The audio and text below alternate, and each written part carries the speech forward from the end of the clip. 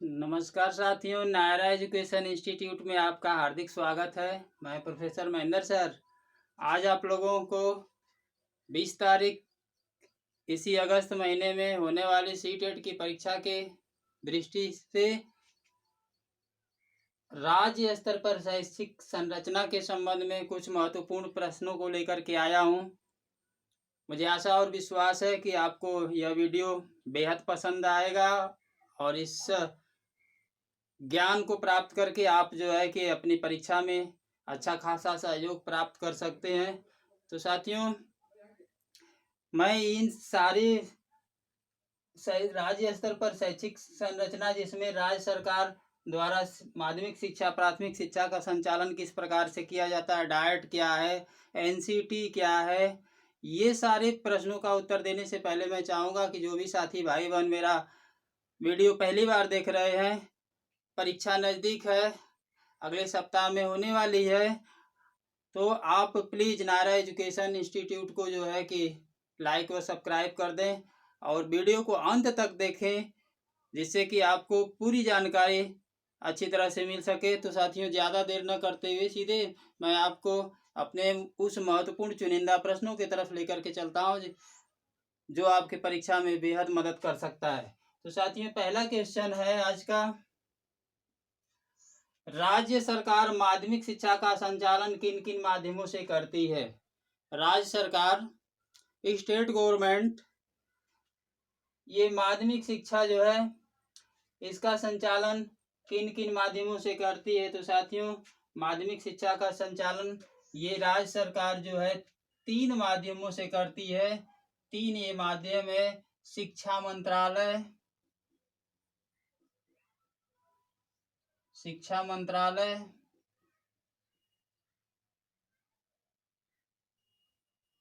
मंत्रालय है, दूसरा है आपका शिक्षा विभाग है, और तीसरा है माध्यमिक शिक्षा परिषद। साथियों, आपके लिए महत्वपूर्ण क्वेश्चन बन सकता है कि राज्य सरकार माध्यमिक शिक्षा का संचालन किन किन माध्यमों से करती है। इसके 3 माध्यम हैं।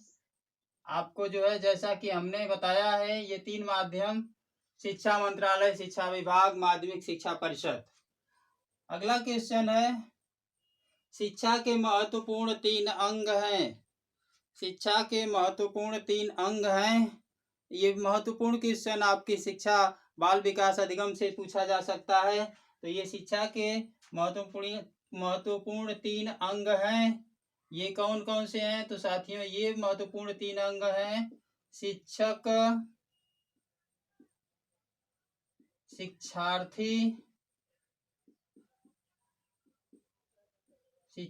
शिक्षार्थी और पाठ्यक्रम। ये शिक्षा के 3 महत्वपूर्ण अंग हैं साथियों। नेक्स्ट क्वेश्चन की तरफ चलते हैं। शिक्षा 2 ध्रुवीय प्रक्रिया न होकर शिक्षा 3 ध्रुवीय प्रक्रिया है। शिक्षा 2 ध्रुवीय प्रक्रिया न होकर यह 3 ध्रुवीय प्रक्रिया है। ये कथन किसके द्वारा कहा गया? तो साथियों, ये कथन जो है जॉन ड्यूबी के द्वारा कहा गया है कि शिक्षा 2 ध्रुवीय प्रक्रिया न होकर के 3 ध्रुवीय प्रक्रिया है। साथियों, हमारे देश में स्त्री शिक्षा के प्रसार संबंधी कार्यक्रम के लिए कौन उत्तरदायी है? हमारे देश में, हमारे भारतवर्ष में स्त्री शिक्षा के प्रसार संबंधी कार्यक्रम के लिए कौन उत्तरदायी है? तो ये राष्ट्रीय स्त्री शिक्षा परिषद, राष्ट्रीय स्त्री शिक्षा परिषद।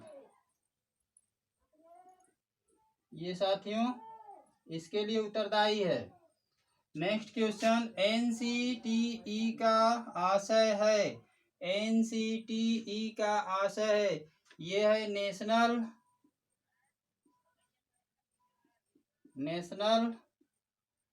काउंसिल ऑफ टीचर एजुकेशन,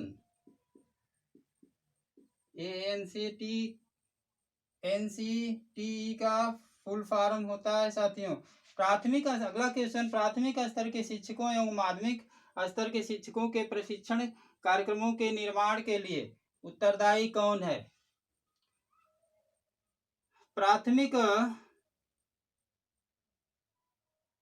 स्तर के शिक्षकों एवं माध्यमिक स्तर के शिक्षकों के प्रशिक्षण कार्यक्रमों के निर्माण के लिए उत्तरदायी कौन है? तो साथियों इसका जो है कि उत्तरदायी जो है एनसीटी है। इसके लिए एनसीटीई है। प्राथमिक स्तर के शिक्षकों एवं माध्यमिक स्तर के शिक्षकों के प्रशिक्षण कार्यक्रमों के निर्माण के लिए उत्तरदायी है एनसीटीई। नेक्स्ट क्वेश्चन, डायट का पूरा नाम क्या है? डायट का पूरा नाम है जिला शिक्षा।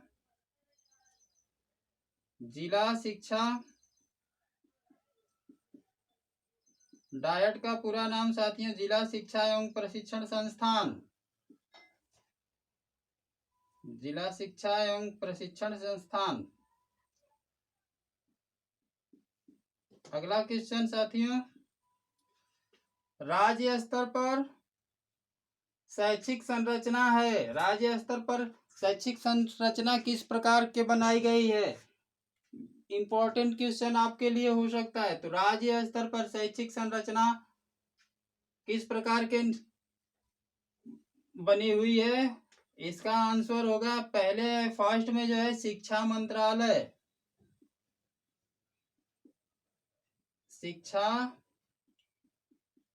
राज्य स्तर पर जो शैक्षिक संरचना बनी हुई है ये पहले है शिक्षा मंत्रालय, इसके बाद है शिक्षा सचिवालय,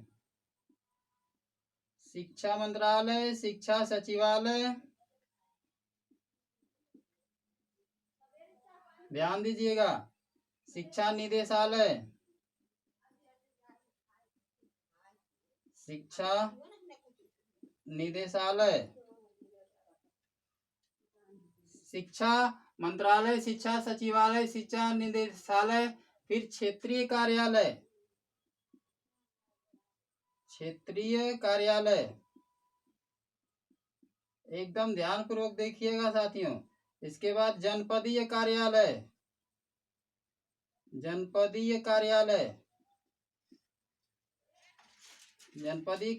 के बाद जो है विकास खंड शिक्षा समिति, विकास खंड शिक्षा समिति,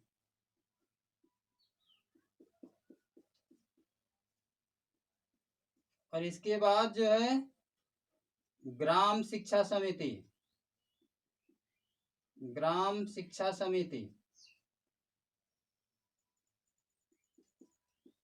साथियों आपने देखा कि शिक्षा राज्य स्तर पर शैक्षिक संरचना जो बनाई गई है, शिक्षा मंत्रालय, शिक्षा सचिवालय, शिक्षा निदेशालय, क्षेत्रीय कार्यालय, जनपदीय कार्यालय, विकास खंड शिक्षा समिति और ग्राम शिक्षा समिति, ये ऑप्शन में आपको दे सकता है और आपको घुमाया जा सकता है। तो साथियों ध्यान पूर्वक प्रश्नों के तरफ आप ध्यान देंगे, ध्यान से देखेंगे और उत्तर सटीक देंगे।